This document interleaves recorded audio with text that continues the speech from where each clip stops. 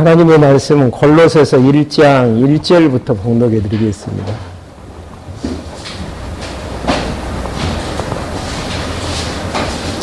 골로새서 1장 1절입니다.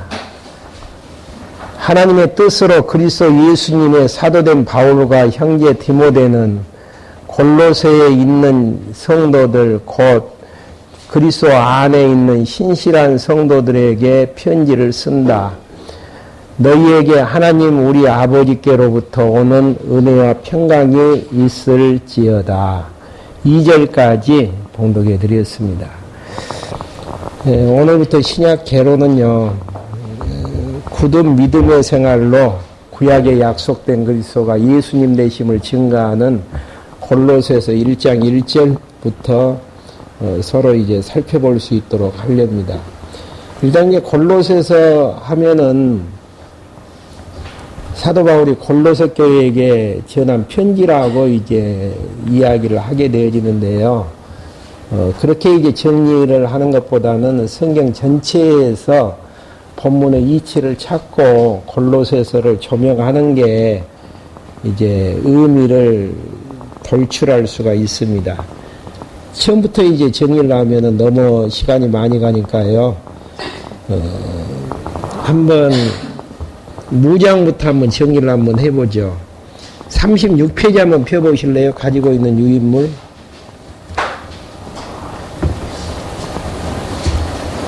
네, 36페이지 보시면은 교회 무장을 통한 성취죠. 교회 무장을 통한 성취가 에베소서부터 빌레몬서까지 나와 있는데요. 무엇을 성취한다라는 이야기입니까? 구약에 약속된 그리스도가 예수님 되심을 이제 예수님이 이제 성취하신다라는 성령의 사역 부분을 이야기를 하게 되어지는데요. 그 표 밑에 보시면은 밑에 나와 있네요. 에베소서에서 빌립보서는 성령께서 부활하시니까 그리스도이심을 교회 무장을 통해서 성취하신다라는 거. 표 밑에 보시면은 실체적인 에덴 교회의 이제 약속이 성취되어지는 것인데요. 위에서 거기에서 밑에 하나, 둘, 셋, 넷, 다섯, 여섯, 일곱 번째 줄 보면은 실체적 성취 언약, 실체적 언약 성취 나와 있죠. 찾으셨어요? 그 부분부터 이제 확인을 한번 해보시면은 삼직을 가지신 그리스도를 보내주셨는데 신령한 교회의 머리가 되게 하셨다라는 거. 그래서 이제 그 내용이 무엇인가?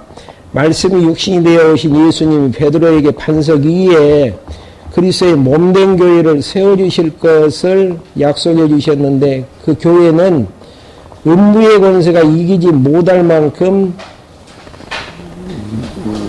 세워주신 이제 교회인데요.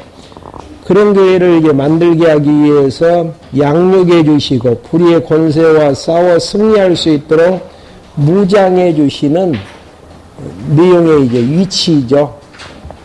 감 잡으셨어요? 그러니까 구약에 약속된 그리스도가 삼직을 가지시고 이제 마태복음의 내용에 보면은 오셨죠. 그분이 이제 예언을 해주셨는데 반석 위에 교회를 세워주시겠다. 그 반석 위에 세워진 교회는 음부의 권세가 이기지 못하게 만드시겠다라는 내용이죠.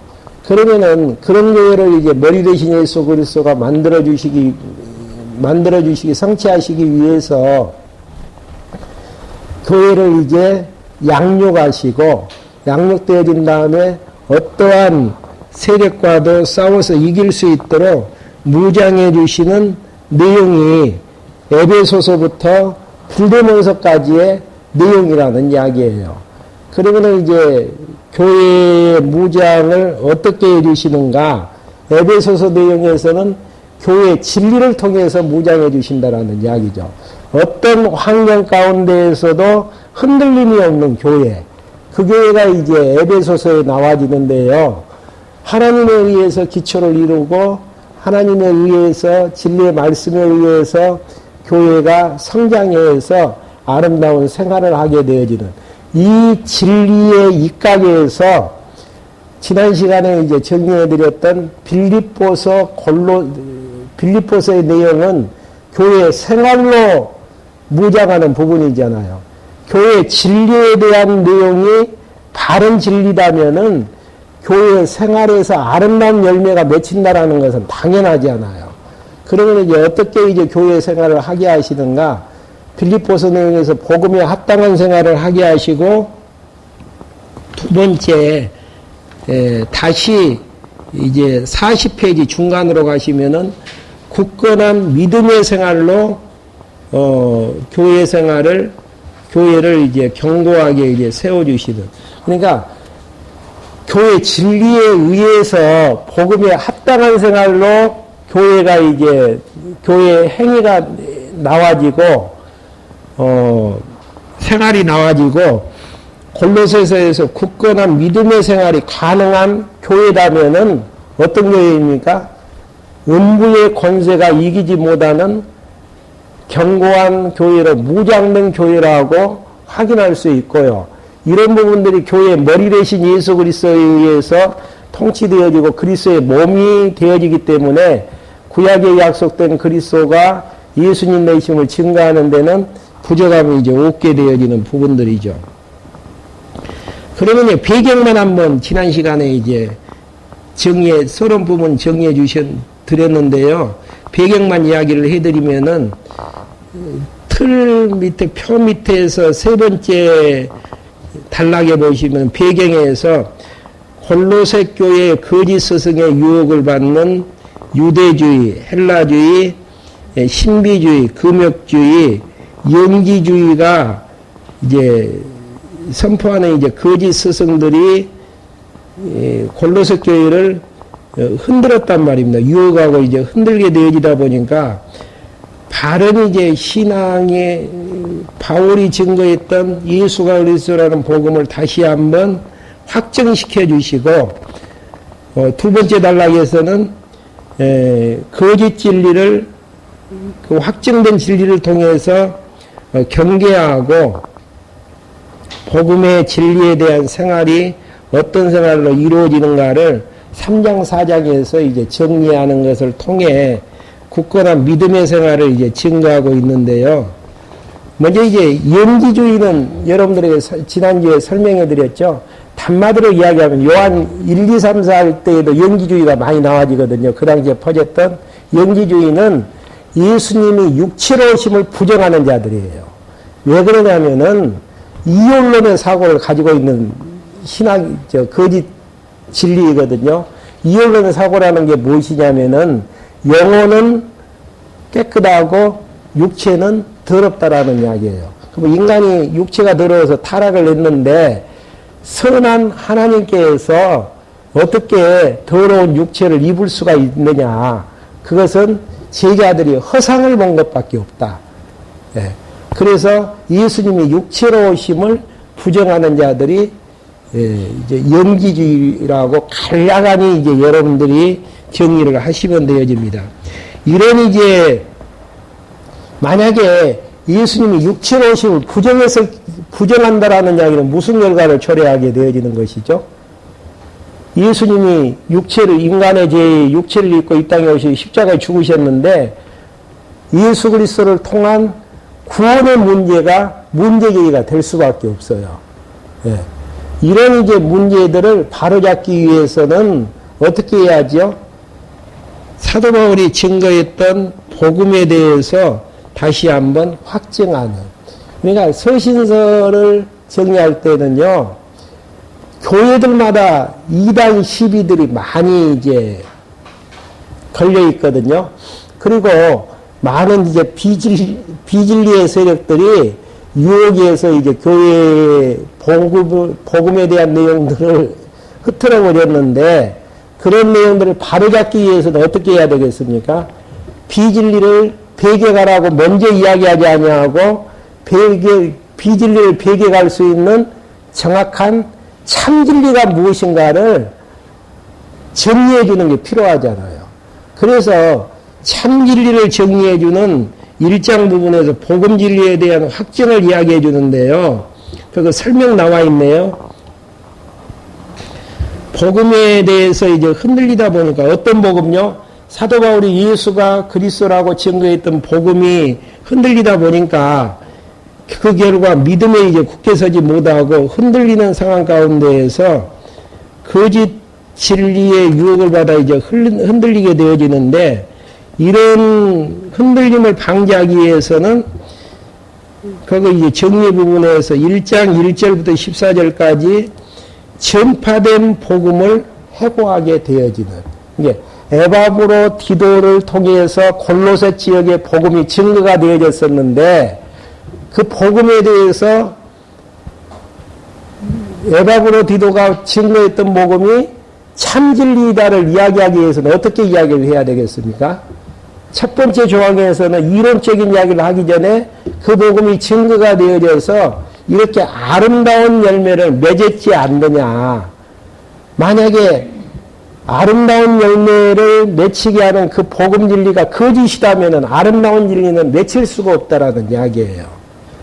그래서 사도 바울은 복음에 대한 확증을 이야기하면서 에바브로 디도가 증거했던 복음이 참복음임을 증거하기 위해서 전파된 복음을 해고하게 되어지는데, 어떤 해고를 하게 되어지는가?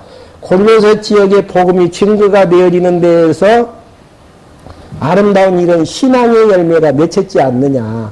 아름다운 열매가 맺힌 것을 보니까 그 복음은 거짓 복음이 아닌 참된 복음임을 증거하게 되어지고, 그 다음에 이제 1장 15절부터 그 41페이지 제일 윗줄에 보면은 전파된 복음을 정리하는, 에바브로 디도가 증거했던 복음을 다시 한번 재정리하고 변호해 나가는 이론적인 내용들을 이야기하는, 이론과 실제를 통해서 골로새 지역에 증거되어졌던 복음이 참복음임을 지금 증거하는 방식으로 이야기를 하게 되어지고, 그 다음에 나와지는 2장의 내용은 무슨 내용이죠?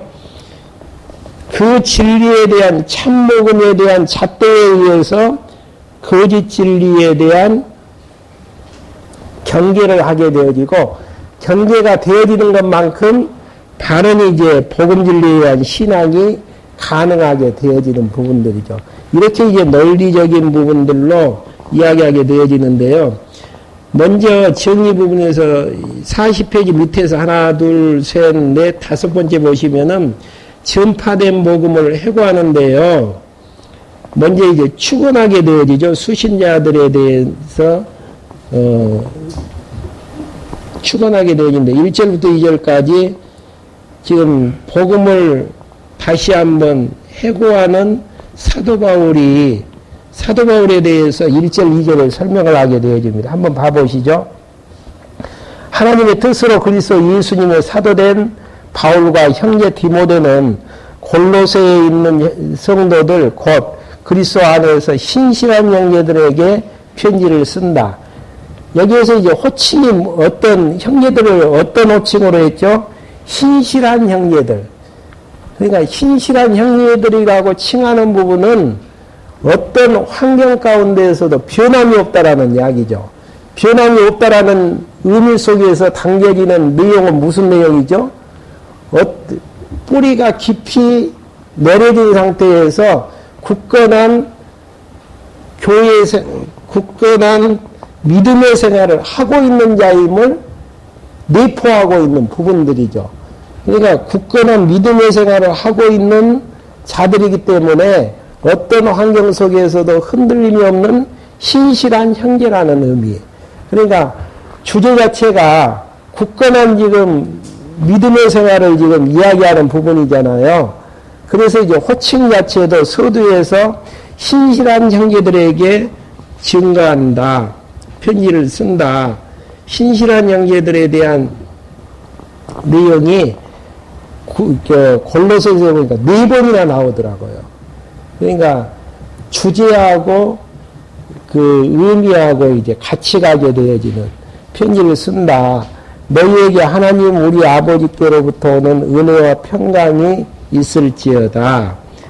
그렇게 하면서 기도할 때마다 이제 감사하는 이유에 대해서 3절부터 5절까지 설명을 하게 되어지죠. 우리는 너희를 위하여 기도할 때에 항상 우리 주 예수 그리스도의 하나님 아버지께 감사를 드린다.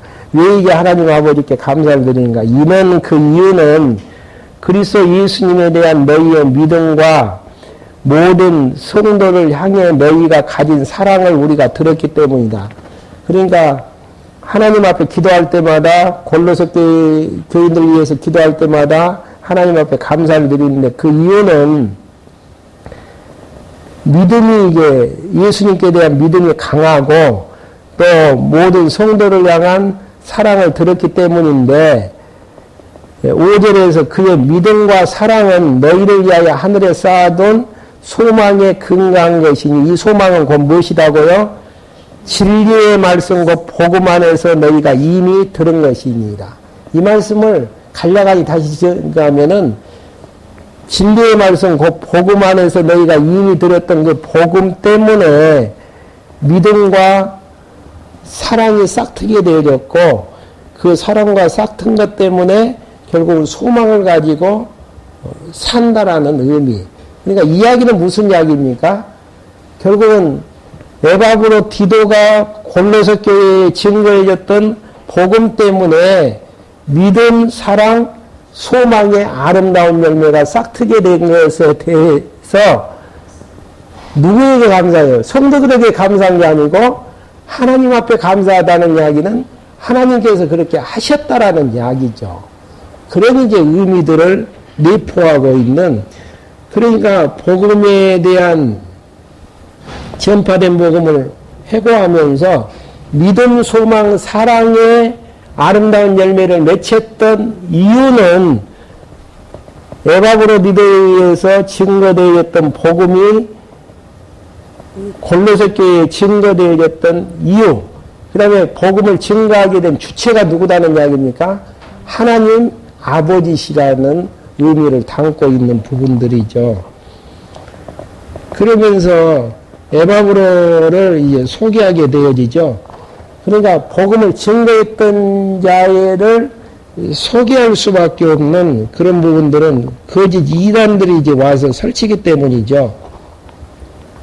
7절만 한번 봐볼까요? 너희는 이것을 우리와 함께 종된 사랑하는 에바브로에게 배웠다라는 거. 골로새 교회는 사도 바울이 직접 복음을 증거했던 지역은 아니에요.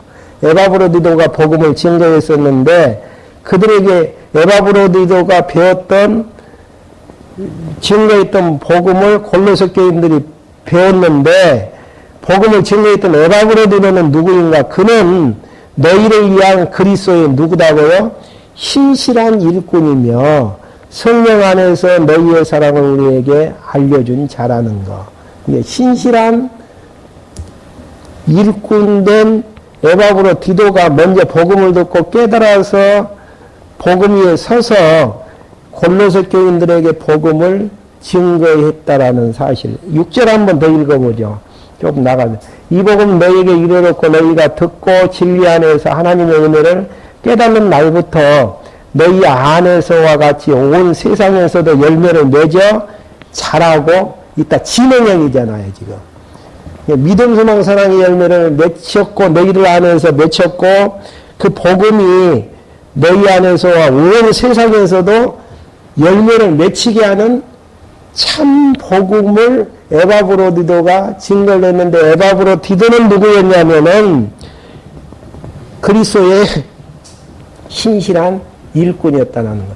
예, 신실한 일꾼이 증거했던 복음이고 또 너희들에게도 아름다운 열매를 맺혔던 복음이기 때문에 너희들에게 증거했던 복음은 참 복음이다, 거짓 복음이다, 참 진실한 복음인 것을 지금 증거하는.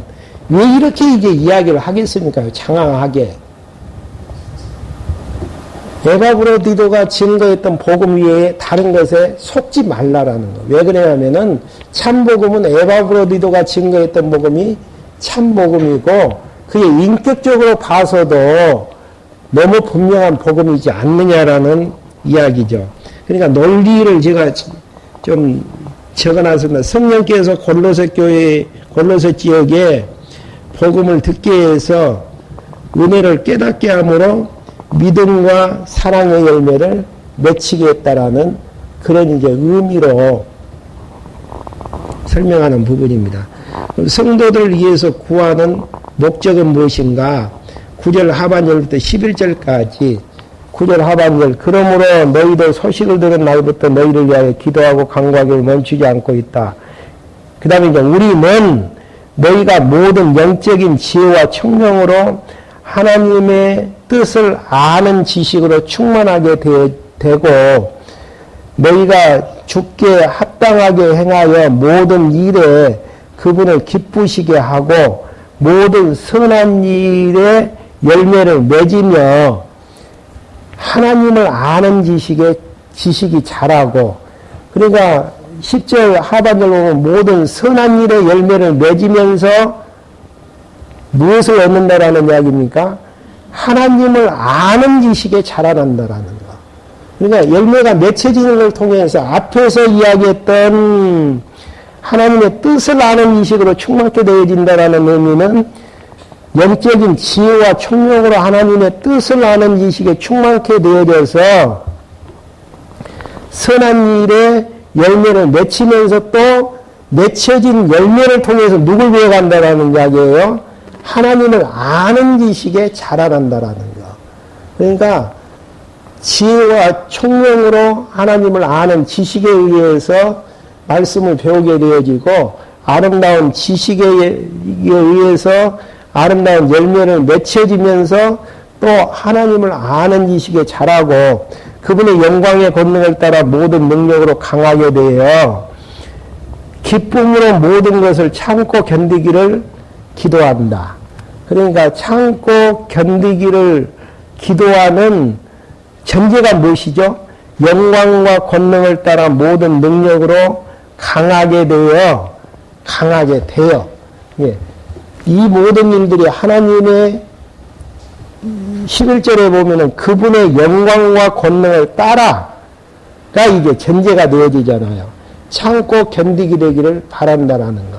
그러니까 이런 부분들이 이제 10절까지 연결이 되어지면은 복음에 의해서 아름다운 열매가 맺혀지게 되어질 때에 하나님을 아는 지식에까지 자라게 되어지고 그 지식에 의한 능력에 의해서 어떻게 된다라는 이야기입니까?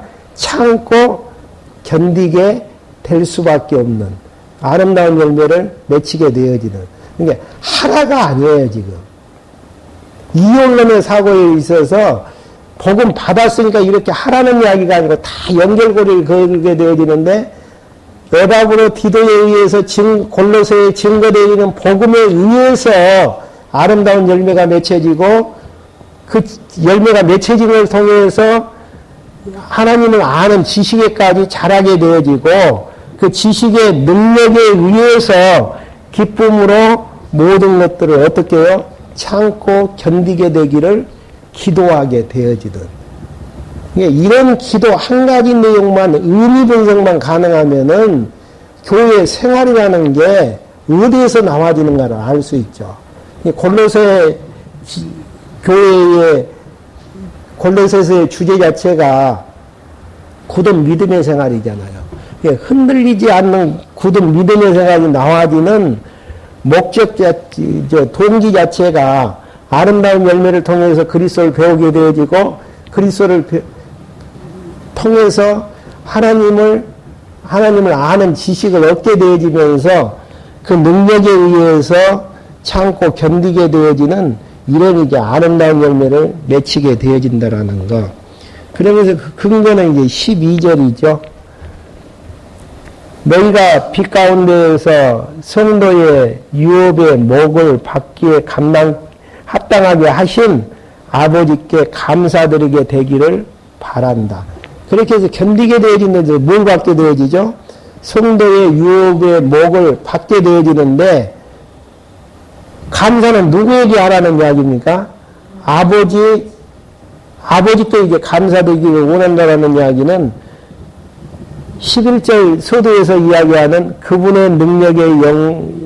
그분의 영광의 능력을 따라 모든 능력으로 이제 강하게 되어지기 때문에 조금 서신서를 자세히 하는 부분들은 대략적으로 하다 보면은 너무 원론적인 부분들만 이야기를 해서 좀 실제적으로 이제 근거를 이야기하고 또 이제 뭐 히브리서 부분들은 좀 쉽기 때문에 또 진도를 또 빨리 빼는 부분들. 골로새서 부분만 보면은 왜 사도 바울이 골로새 교회에게 이 편지를 쓰게 되어지는 것인지를 의미 분석을 할 수 있잖아요. 우리의 이제 언약 성취사적인 성경신학은 의미 분석을 하지 아니하면 안 되어지는 부분들이거든요. 그러니까 여기에서 전파된 복음을 해고하는 부분은 이렇게 아름다운 열매를 맺혔던 에바브로디도가 증거했던 복음은 참인 것임을, 그래서 거짓 복음에 흔들려서는 안 된다라는 그 정경인 것임을 지금 확인해 주는 부분들이죠. 그 다음에 아들 안에서 제사함을 얻었음을 알려주는 부분이 13절부터 14절. 그러니까 영지주의자들이 예수 그리스도의 십자가의 사건은 꿈의 환상이다라고 이야기했던 부분에 이제 대비해서 육체를 입고 이 땅에 오신 예수 그리스도의 구속 사건은 참이라는 사실들을 지금 이야기하기 위해서 13절, 14절에서 이야기하죠. 아버지께서는 우리를 어둠의 권세에서 구해내어 자신의 사랑하는 아들의 나라로 옮기셨으며 우리는 그 아들 안에서 구속 곧 제사함을 어떻게 해요? 받을 것이다가 아니고 받았다. 이미 이제 종결되어지는 사건으로. 그러니까 거짓은 특별히 영지주의자들의 유혹에 넘어가서 구원관을 흩을지 말라라는 의미로 지금 이야기하는 부분들이죠. 그러면서 이제 그 증거되어졌던 복음에 대해서 변증하는 부분이 15절부터 29절까지 나와져 있습니다. 그러니까 열매를 맺혔으니까 에바브로디도가 증거했던 복음은 참 복음이다.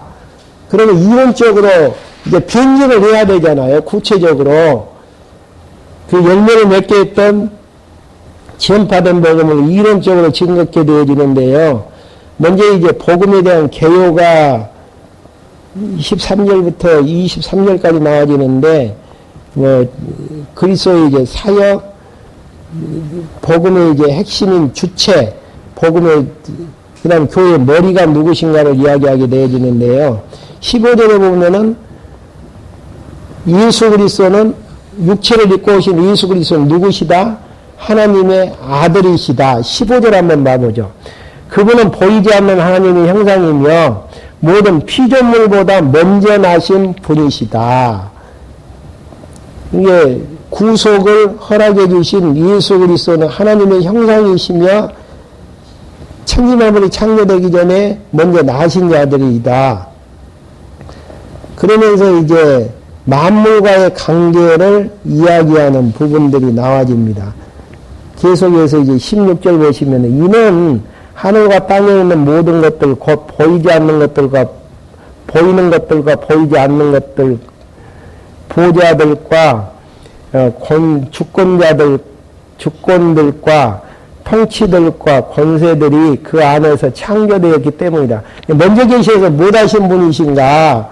천지만물을 창조하신 창조주시다.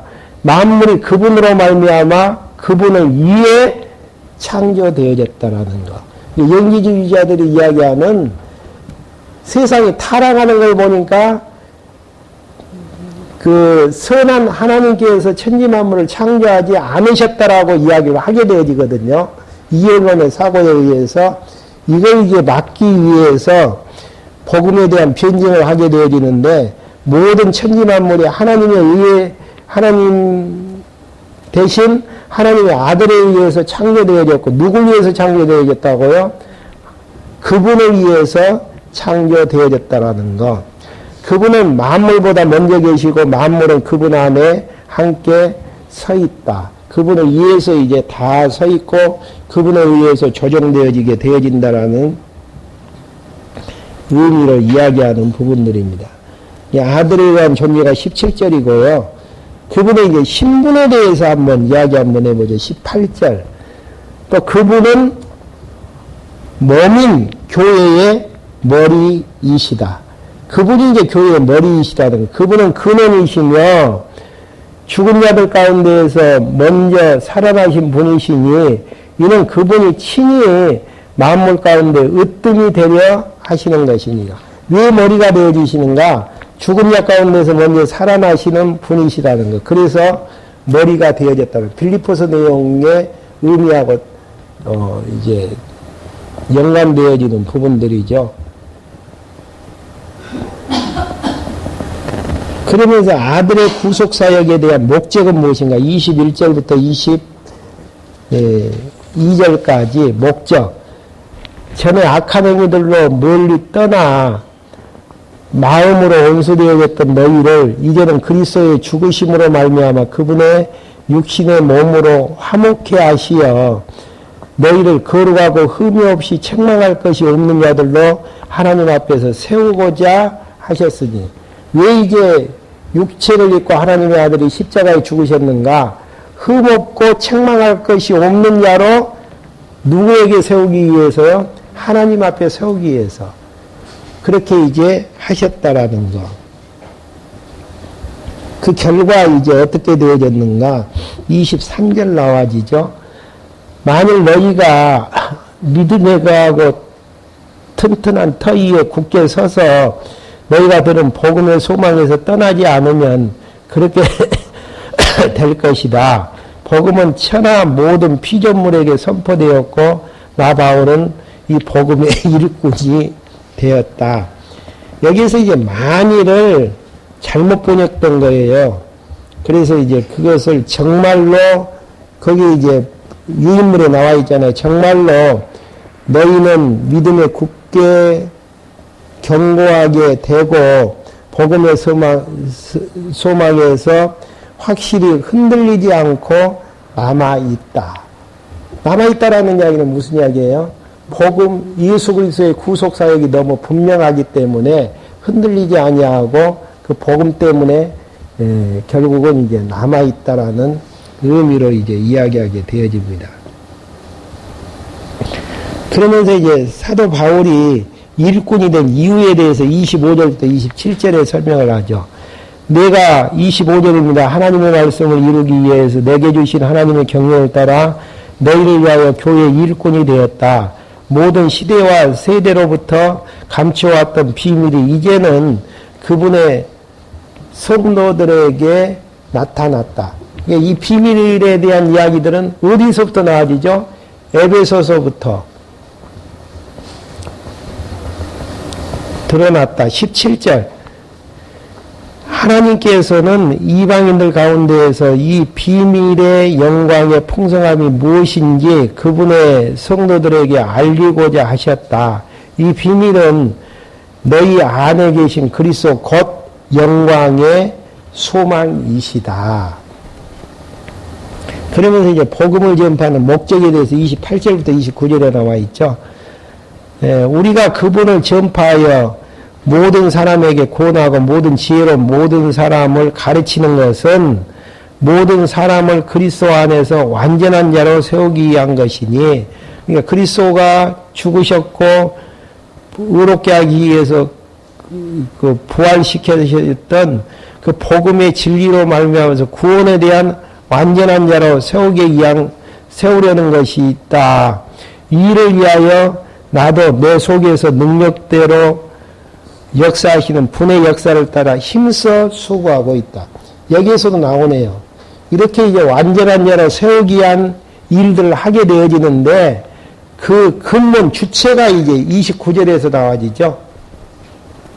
나도 내 속에서 능력으로 역사하시는 분의 역사를 따라 힘써 수고하고 있다. 복음을 증거케 하시는 분도 사도 바울 안에서 증거하시는 속에 계시는 하나님이시고, 또 이제 복음을 깨닫고 은혜의 감동 속에서 아름다운 열매를 맺게 하시는 분도 또 누구시냐면은 하나님의 능력에 의해서 되어지는 것이고, 그래서 이제 이 기도할 때마다 항상 누구에게 감사한다라는 이야기입니까? 하나님에게 감사를 할 수밖에 없는. 그러니까 이런 일장에 대한 의미만 정확하니 정리만 내어줘도 사도 바울이 증거했던 복음이 참복음이고, 참복음이라는 이야기는 무슨 이야기입니까? 사도 바울이 증거했던 복음 이외의 복음은 다 이단성이 있는 거짓 복음이라는 이야기. 그러니까 흔들리지 말라라는 것이죠. 흔들리지 않게 하는 것도 복음에 의해서 흔들리지 않게 하시려는 섭리의 부분들이 담겨져 있습니다. 그러면 이제 이런 참복음에 대한 잣대에 의해서 2장에서 동그라미 2번을 보시면은 거짓 진리에 대한 경계를 이야기하게 되어지는. 우리가 이제 지금 한참 떠들고 있는 뭐 구원파, 뭐 여러 가지 이제 이단들에 대한 잣대를 이야기할 때에도요, 우리가 가지고 있는 진리에 대한 확증이 없이는 정확한 잣대를 댈 수가 없습니다. 예. 비판적 고찰, 기존 신학에 대한 비판적 고찰을 하기 전에 반드시 정리해야 될 부분은 성경 66권에 대한 진리에 대한 확증을 갖지 아니하고서는 불가능한 부분들이에요. 그러니까 많은 그 종교인들하고 이야기를 많이 하잖아요.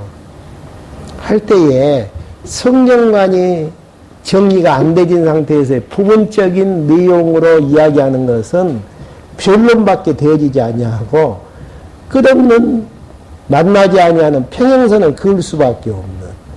예, 이단들하고 이야기한다든지 비진리의 세력들, 다른 종교인들하고 부분 진리를 증거하는 자들하고 이야기하려고 하는 자격은 우리의 성경신학을 내 마음속에 어떤 환경 속에서도 흔들림이 없는 상태로 구축이 되어진 상태에서의 논쟁을 하지 않는 상태에서는 끌려갈 수밖에 없고 말싸움 할 수밖에 없는. 그러니까 어떻게 할 수 있나. 영지주의가 들끓는 골로새 지역에 있는 골로새 교회에게 편지를 쓰면서 흔들리지 않게 하기 위해서 1장 내용에서 이야기하는 부분이 복음에 대한 확증을 이야기하지 않습니까? 그리고 이제 그 복음에 대한 확증에 의해서 거짓 진리를 경계하게 되어지는데요. 거기 이제 전제가 나와 있네요. 성경 진리에 대한 경계 부분에서 진리에 대한 확증이 있어야 정확한 잣대로 거짓 진리를 경계할 수 있다. 보통 구원파를 비판하려고 할 때에 우리가 가지고 있는 정확한 진리에 대한 잣대를 통해서 그 구원파를 비판할 수 있는 부분들이라는 이야기입니다. 먼저 이제 성도들을 위해서 이 힘쓰는 목적에 대해서 2절, 3절에서 나와져 있죠. 이는 1절 하반절에 보면 1절부터 한번 봐보시죠. 나는 너희와 라오디아계에 있는 자들과 내 얼굴을 직접 보지 못했던 자들 위하여 내가 얼마나 힘쓰고 있는지를 너희가 알기를 원한다.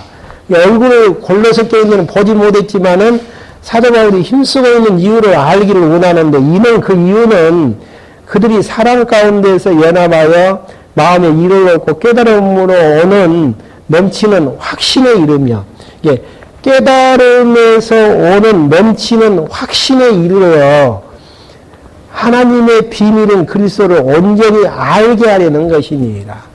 사도 바울이 힘쓰는 이유는 얼굴을 보지 못했지만은 깨달음에서 오는 넘치는 확신 속에서 그리스도를 온전히 알게 한다라는 것. 선배가 후배에게 할 수 있는 것은 온전한 그리스도를 알게 하기 위해서 계속 가르치고 조언해주는 방법밖에 없다라는 이야기입니다. 그리스도 안에는 지혜와 지식의 모든 보화가 감추어져 있다. 그러면서 말한 이유에 대해서 4절부터 5절까지 이야기를 하죠. 내가 이것을 말한 것은 아무도 교묘한 말로 너희를 속이지 못하게 하려는 것이니라. 맞지 않아요. 어떻게 하나님은 선하신데, 하나님은 선하시죠? 권사님, 하나님은 선하시죠? 선하신 하나님이 어떻게 악한 세상을 창조할 수 있겠는가? 말 대지는 부분 아니에요. 선에 대한 이제 잣대를 알지 못하는 데서 그런 부분이죠. 그런 말을 하는 자들을 너희들 속이지 못하게 해야 되는 것이니라. 내가 비록 육신을 떠나 있으나 영으로는 너희와 함께 있어 너희의 질서 있게 사는 것과, 그러니까 질서 있게 산다라는 건 복음 따라서 사는 것과 그리스도를 믿는 너희의 믿음이 굳건한 것을 보고 기뻐한다. 여기 나오네요.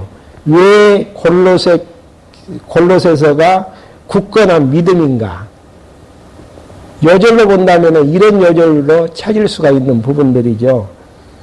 믿음이 굳건한 것을 보고 기뻐하기 때문에. 예. 그리고 이제 서두 부분에서는 신실한 형제들에게 편지한다라는 2절 말씀이라든지 다 굳건한 믿음에 대한 여절 부분으로 성경을 이제 주제를 대표하는 기절로 설명할 수 있는 부분들입니다. 그러면 이제 굳은 믿음의 생활이라는 게 무엇인가? 여절 부분이죠.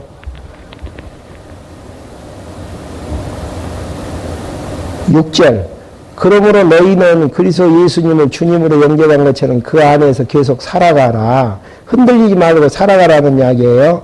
그러면 여절 나와지죠. 골로새를 대표하는. 너희는 그분 안에 뿌리를 내리고 세움을 입으며 가르침을 받는 대로 믿음 안에서 굳게 서서 감사가 넘치게 하라는 거. 그러니까 구원에 대한 확증에서 은혜에 대한 깨달음이 있게 되어지면 행복감이 밀려들게 되어지고, 행복감은 무엇을 산출하게 되어집니까? 감사를 나오게 만드는. 구원에 대한 완전한 확신 가운데서 감사가 넘치는 사람은 옆에서 흔들어도 흔들릴 수가 없어요. 근데 구원에 대한 불확실한 가운데에서 욕구불만이 있는 사람은 조그만 유혹을 하게 되어지면 어떻게 되어지요? 그냥 넘어가 버리죠. 예, 굳건한 믿음의 생활에 대한 아름다운 열매는 어떤 열매냐면은 감사의 생활. 왜 그러냐면은 허물가지로 죽어버렸던 우리에게 하나님의 아들 되신 예수 그리스도를 보내주셔서 십자가에 죽게 하심으로 사흘 만에 다시 부활케 하심으로 우리를 의롭다고 해주셨던 확증이, 은혜에 대한 감동이 솟아나는 데에서 감사가 있을 수밖에 없잖아요. 예, 감사가 나오지 않는다라는 이야기는 조금 위험한 상태의 신앙이라고 생각을 하시면 되어지죠. 그래서 요한복음 1장만 봐도 교회 기초를 이야기할 때 찬송하리로다. 그렇게 이제 시작을 하게 되어지지 않습니까? 그래서 이제 굳은 믿음의 생활의 주체는 누구죠? 유인물에 나와 있는 것처럼 그리스도를 주로 삼고 기초는 그리스도 안에서 뿌리를 박아 세움을 입게 되어지고, 실제 생활은 교훈을 받은 데는 믿음에 굳게 서서 아름다운 열매를 맺히게 되는데 감사함이 넘치게 되어지는 이런 부분들이 굳은 믿음의 생활이라는 것이죠. 예, 굳은 믿음의 생활을 단마디로 이야기 한번 해보라고 이야기를 하면은 이렇게 짤막하니 이야기할 수 있는 부분들이죠. 그리스도 안에서 이제 굳게 서서 6절부터 7절까지 나와져 있죠. 거기에서 이제 8절에 나와 있는 너희는 철학과 헛된 속임수로 너희를 사로잡지 못하도록 주의하여라. 이런 것들은 사람들의 전통과 세상의 초등 학문이라고 개혁성경에 나와 있고 초보적 원리를 따르는 것이지 그리스도를 따르는 것이 아니다. 그 당시에 유행하고 있는 것은 영지주의뿐 아니고 혼합된 여러 가지 비진리가 이제 골로새교에 판쳤거든요. 그 중에 대표적인 게 철학이 있고 유전이 있고 초등학문인데요. 먼저 이제 철학에 대한 정의를 써놨습니다. 인본주의적인 지식에 관한 총체적인 원리를 연구하는 세속적인 학문. 인본주의적이에요. 결국은 인간 중심의 학문을 이야기하는 게 철학이죠. 그 다음에 유전이라는 것은 이방 사상인 헬레니즘을 가르치는 이제 부분이고요.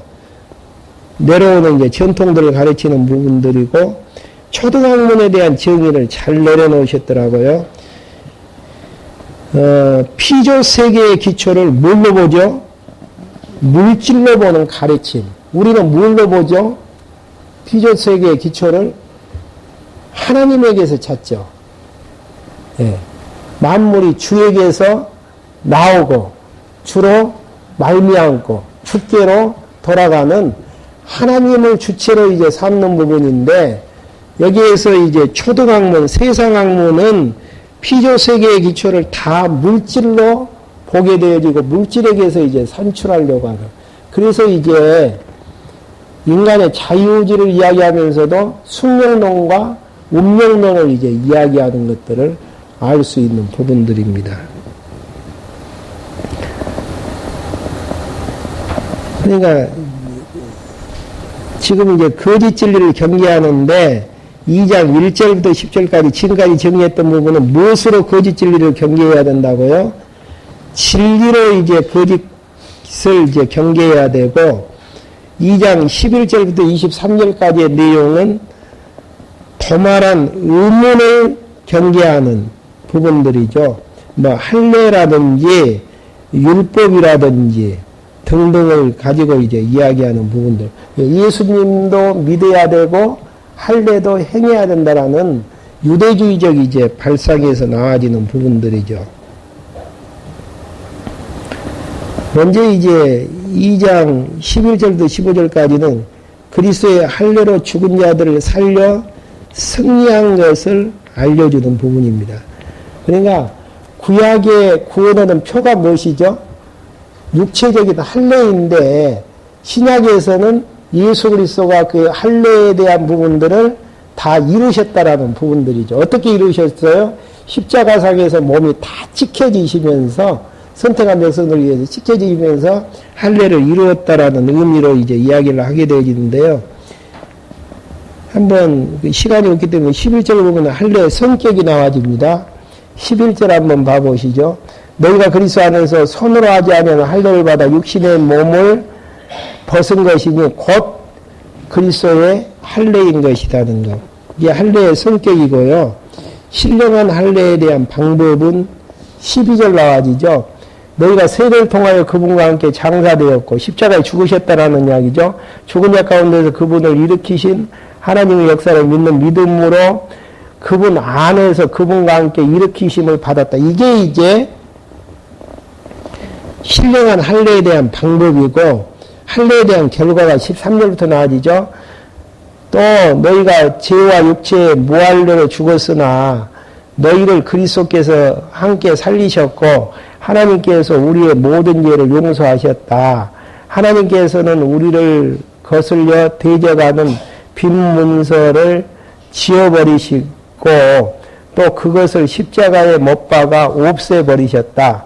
그분께서 십자가로 통치자들과 권세자들을 무력시켜 밝히 드러내어 수치를 당하게 하시고 승리하셨다. 이게 이제 그리스도의 신령한 할례로 말미암아서 우리의 죄가 모두 다 도말되어졌다라는 그 결과를 이제 선포하게 되어지시는 부분들이죠.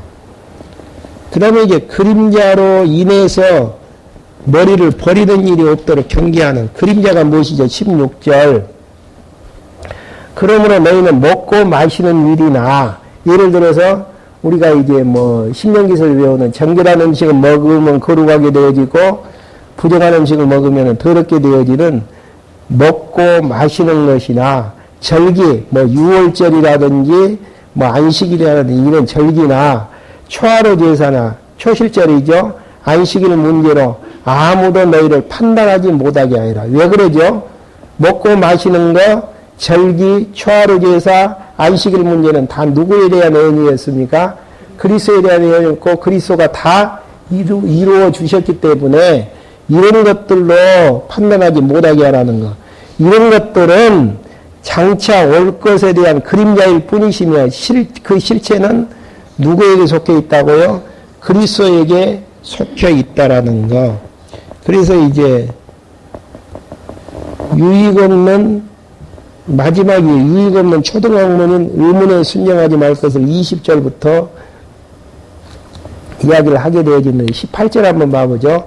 아무도 거짓 겸손과 천사 숭배를 강요하여 너희의 상을 빼앗지 못하게 하여라. 그런 자는 자기가 본 것을 의지하여, 그러니까 신비주의 사상도 들어왔다 그랬죠. 체험적인 사상, 그런 것들을 근거해서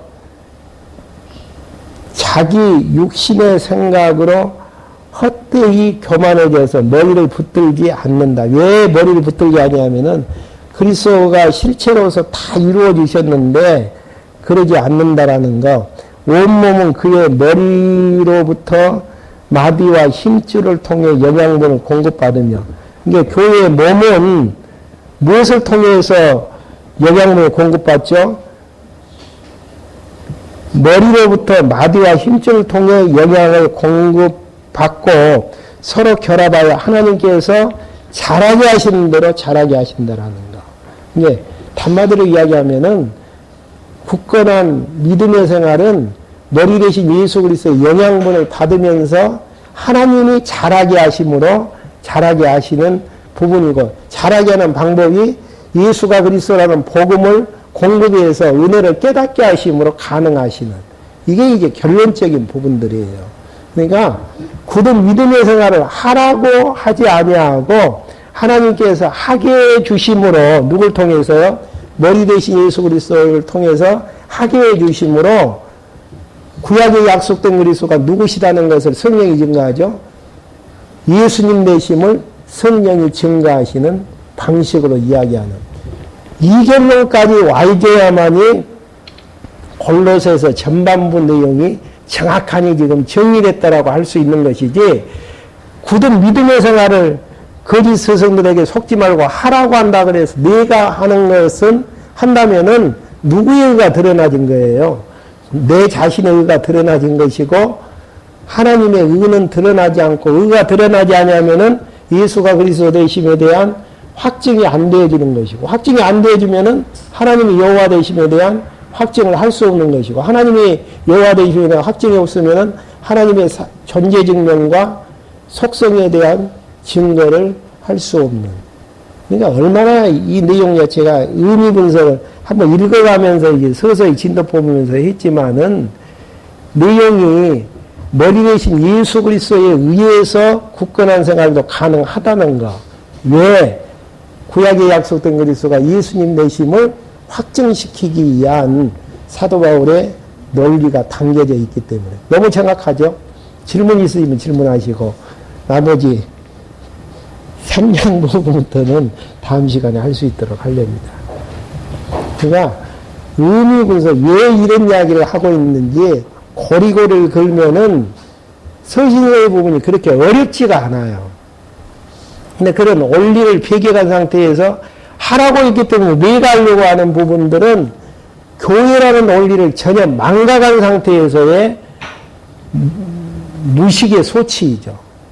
기도하시겠습니다. 하나님 아버지, 저희들 이 시간에 불러 모아주셔서 골로새서를 통해서 예수가 그리스도 되심을 다시 한번 확증케 해주심을 감사함을 드립니다. 이러한 사실을 통해 약속대로 이루시는 여호와 하나님이 살아계심을 저희들에게 알게 해주셨습니다. 이러한 사실들을 알고 하나님을 여호와로 경외해 나가는데 부족함이 없도록 저희들 인도해 주시옵소서. 예수 그리스도의 이름으로 기도했습니다. 아멘. 주기도문